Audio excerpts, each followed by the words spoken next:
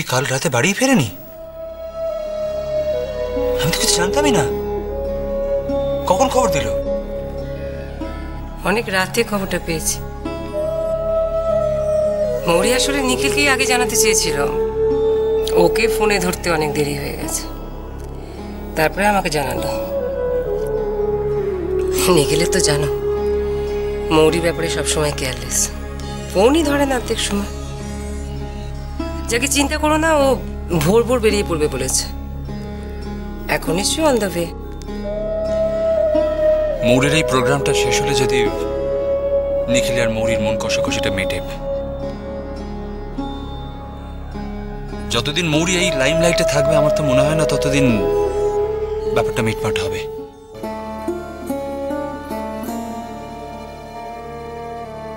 তোমার কাছে এই কথাটা শুনবো আশা করিনি সমরেশ।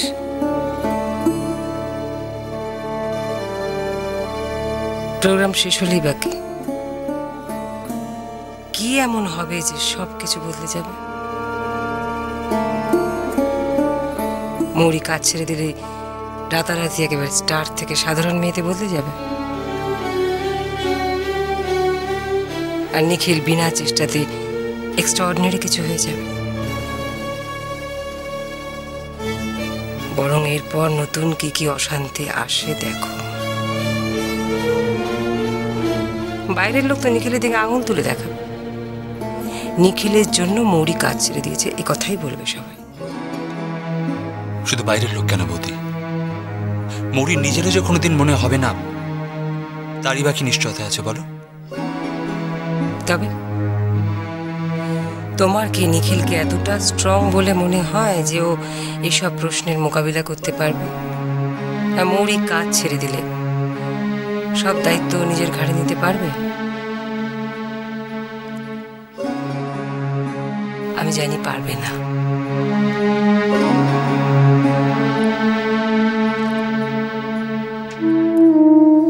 অন্যের নামে দোষারোপ করা অনেক সোজা, সব সময় যে সে দোষী তা তো না।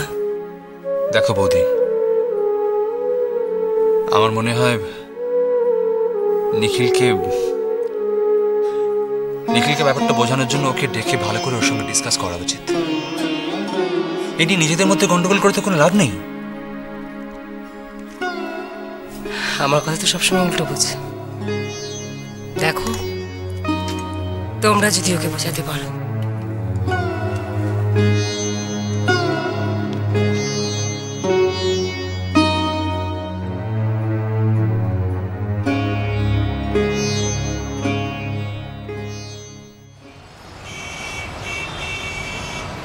বাড়ি তো প্রায় এসেই গেছে, এখনো নিখিলের সঙ্গে ফোনে কথা বলা চাই? হ্যাঁ, আমি ওকে মোটেই ফোন করছি না, আমি ফোন করছি পলাশ ডাঙায়।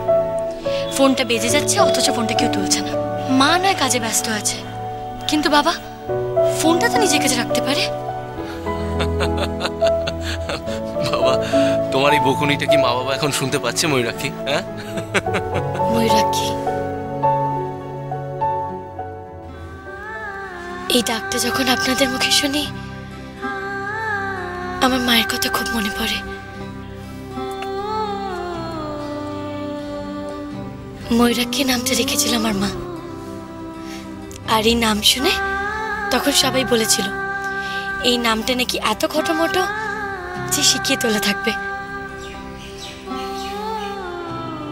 এই নাম ধরে নাকি আমাকে কেউ ডাকবে না। কিন্তু ময়ূরাক্ষী, এখন তো সারাটা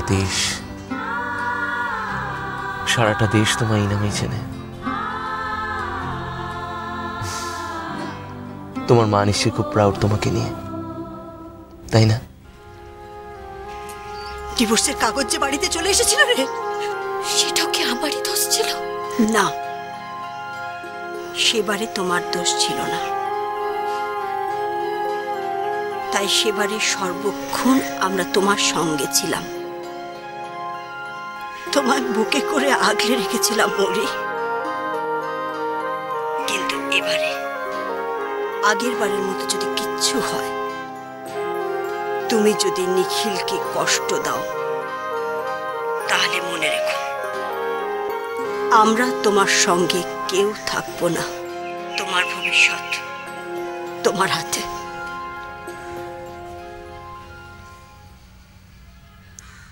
আমি মাকে জানাতে চাই যে আমার ফাইনাল প্রোগ্রামের দিনটা ঠিক হয়ে গেছে।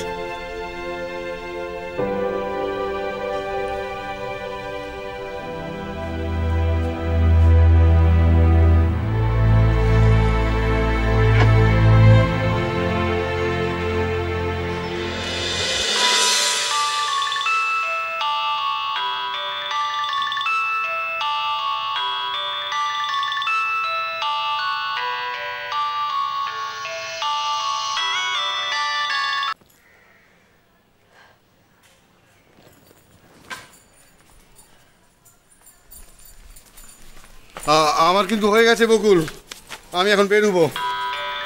এই দেখো, আচ্ছা ফোনটা বাজছে, ধরতে পারো না? দেখবে তো কার ফোন।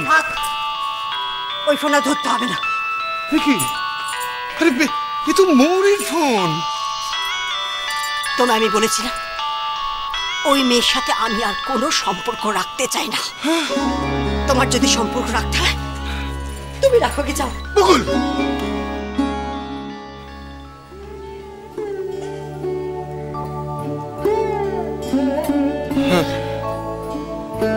আমার তো মৌরির কাছে দৌড়ে যেতে ইচ্ছে করে, কিন্তু যাবো বললে কি হুট করে যাওয়া যায় নাকি? স্বর্ণ চলে গিয়ে আমার তো হাত পা বেঁধে রেখে গেছে।